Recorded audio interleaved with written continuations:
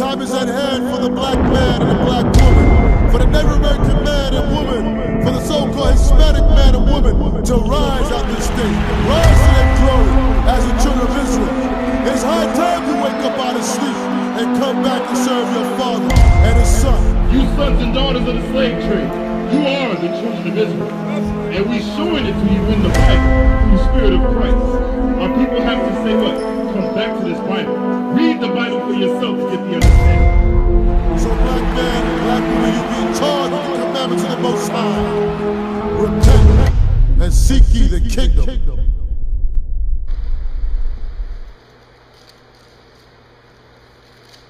Verse 9, verse 8.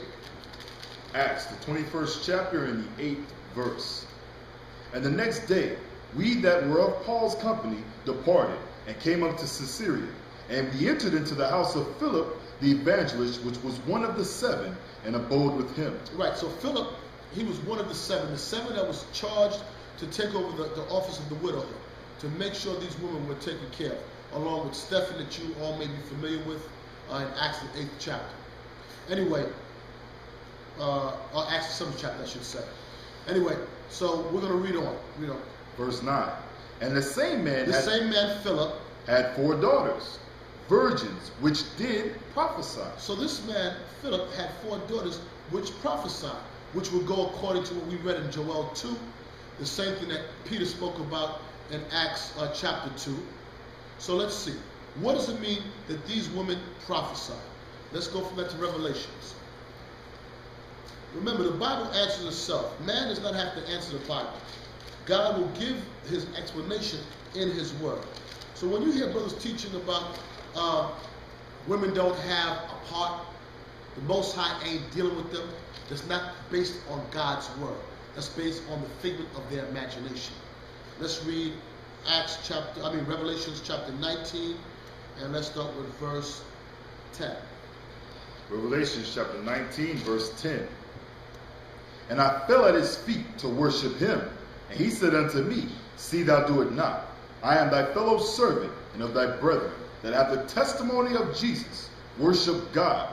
For the testimony of Jesus is the spirit of prophecy. So when you testify of Jesus, it is the spirit of prophecy. So when these young women testified, when these young women, these 4 virgins, prophesied, what did they prophesy about? Christ. Like many of us have testimonies on how we came into this truth. So the testimony of Jesus is a spirit of prophecy. Let's go from that. Let's go back to Acts. Acts chapter 19. We're going to give you an example of that testimony of Jesus is a spirit of prophecy coming from a woman. Acts 19, let's read verse 24. Let's read, I'm wrong. Acts 18, verse 24. Acts the 18th chapter and the 24th verse. And a certain Jew named Apollos, born at Alexandria, an eloquent man and mighty in the scriptures, came to Ephesus. This man was instructed in the way of the Lord, and being fervent in the spirit, he spake and taught diligently the things of the Lord, knowing only the baptism of John. So this man was learned in this Bible, but all he came up in was the baptism of John. He has not received the baptism of Christ, which John said supersedes his baptism. Read on. Verse 26. And he began to speak boldly in the synagogue, whom when Aquila and Priscilla had heard, they took him unto them, and expounded unto him the way of God more perfectly. I want you to read verse 26 again. Verse 26. And he began to speak boldly in the synagogue, whom when Aquila and Priscilla... You understand, Aquila and Priscilla was a husband and wife. Read on. Had heard, they took him unto them. They took him unto them. Read on. And expounded unto him the way of God more perfectly. They made more clear what? The testimony of Jesus Christ is a spirit of prophecy. So what did Priscilla do in here? What did Aquila do? They gave a testimony. Like all of us, like I said before, Priscilla, like myself, like Brother Abio, we all have testimonies on how we repented, how we were born again. we came in the truth. How we came in truth. Does this mean that she superseded him and she started holding down a class? No. She just gave her testimony of what she'd been through and how she was converted. And it was helped to do what? To help bring him make him more perfect in the eyesight of the Most High. So let's go from that. Let's go from that to Micah. No, let's go from that to Numbers. Oh no, Micah. Let's go with Micah. Micah, the 6th chapter.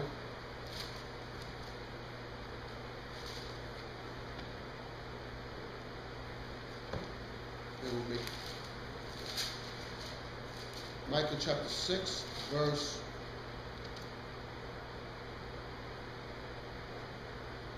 4. Micah chapter 6, verse 4. For I brought thee up out of the land of Egypt. He brought the children of Israel out of the land of Egypt. And redeemed thee out of the house of servants. And I sent before them Moses, Aaron, and Miriam. He said, I sent before them Moses, Aaron, and Miriam. Miriam was also sent to what? Help deliver the children of Israel. So how is the Most High not dealing with women's spirit? That's untrue. That's not biblical. That's not biblically correct. Of course the Most High is dealing with women's spirit. But we have to understand, Miriam also had to know her place. Right. She had to know her place. And we're going to read about that she was out of order, and the Most High dealt with her. But to say that the Most High is not dealing with women, that's untrue. Let's go, let's explain what happened with Miriam. Numbers, chapter 12.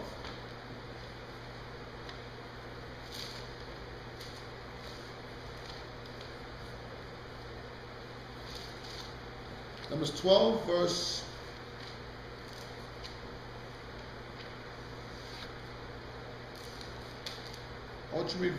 1 and 2. Numbers, the 12th chapter, and the 1st verse. And Miriam and Aaron spake against Moses because of the Ethiopian woman whom he had married. For he had married an Ethiopian woman. And they said, hath the Lord indeed spoken only by Moses? And they said, who said? Miriam and Aaron said what? Hath the Lord indeed spoken only by Moses? They said, listen, the Lord is only dealing with you, Moses. Read on. Hath he not spoken also by us? And the Lord heard it. Right. So now both of them are saying, Miriam and Aaron, the Lord has spoken by us also, Moses. Read on. Verse 3. Now the man Moses was very meek, above all the men which are upon the face of the earth. And the Lord spake suddenly unto Moses, and unto Aaron, and unto Miriam, come out ye three unto the tabernacle of the congregation. And they three came out. And the Lord came down in a pillar of the cloud, and stood in the door of the tabernacle, and called Aaron and Miriam, and they both came forth. But now he called all three of them out, and he said, Miriam, Aaron, come forth. I want to deal with you. Read on. Verse 6. And he said, hear now my words. If there be a prophet among you, I the Lord will make myself known unto him in a vision, and will speak unto him in a dream. Right, that's how he speaks to prophets. Read on. My servant Moses is not so, who is faithful in all mine house. He said Moses ain't like that. He said he's faithful. Read on. Verse 8. With him will I speak mouth to mouth. He said, I'm not going to speak to him in a dream. I'm not going to let Moses go into a dream state and explain to him what I want to know. He said, I'm going to speak to him mouth to mouth. Meaning what? I'm going to speak to him when he's conscious, when he's awake. Read on. Even apparently, and not in dark speeches. And the similitude of the Lord shall he behold. Wherefore then, were ye not afraid to speak against my servant Moses? He said, weren't you afraid to speak against Moses, knowing I speak to him mouth to mouth? You know he ain't no average prophet. He ain't regular. I'm talking to him. Read on. Verse 9. And the anger of the Lord was kindled against them. Against who? Them. Them. Aaron and Miriam. The Lord was angry with them. But what happened? And he departed. Verse 10. And the cloud departed from off the tabernacle, and behold, Miriam became leprous, white as snow. Now he was angry with them, but who did he curse? He cursed Miriam. Let's see why. Read on. And Aaron looked upon Miriam, and behold, she was leprous. And Aaron said unto Moses, Alas, my Lord, I beseech thee, lay not the sin upon us, wherein we have done foolishly, and wherein we have sinned. Well, we have sinned, and we've done foolishly. Read on.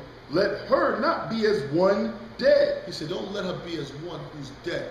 No pigmentation in her skin. white. Read on. Of whom the flesh is half consumed when he cometh out of his mother's womb. And Moses cried unto the Lord, saying, Heal her now, O God, I beseech thee. And the Lord said unto Moses, If her father had but spit in her face. The Lord said to Moses, listen, if her father would have spit in her face, read on. Should she not be ashamed 7 days? He said, if her father would have corrected and taught her her place, then she wouldn't be ashamed 7 days, meaning with this curse. So even though Most High was dealing with Moses, Aaron, and Miriam, she still needs to know her place when she's dealing with the prophets of Most High. And that goes for you sisters in this truth. Still know how to deal with men that's in these commandments. You can't talk to them in any kind of way. As much as understanding you might think you have, many of you speak evil as not of the Most High. That's what you're saying? No. Okay, read on. Verse 15?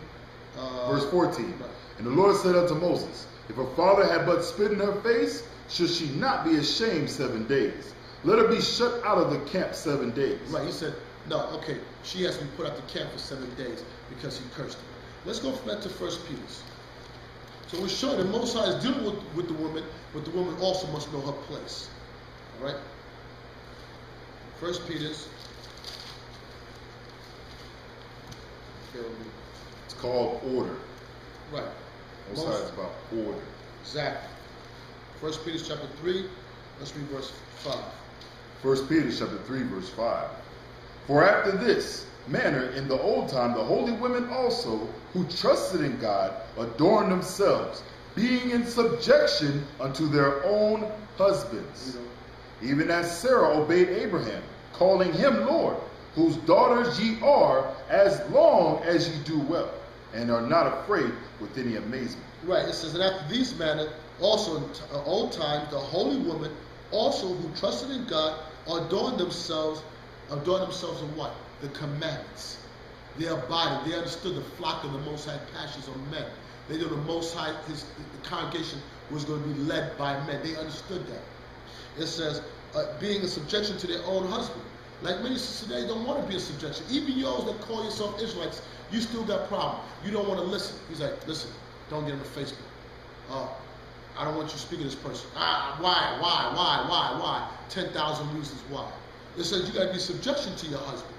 It says, even as Sarah obeyed Abraham, calling him Lord. How many sisters call your husband Lord? It says, whose daughters ye are, you are a daughter of Sarah, as long as you do well. As long as you do well, you are a daughter of Sarah. Let's see what happens. Let's go from that. Let's see an example of the daughter of Sarah. Let's go to the book of Judith and the Apocrypha. Now, for those that are first watching, the Apocrypha is part of the King James Bible that was taken out in the 1800s by the Protestants. Okay? The original 1611 Bible had these books in it. Let's go to the book of Judith, chapter 8. And I want to read verse 1.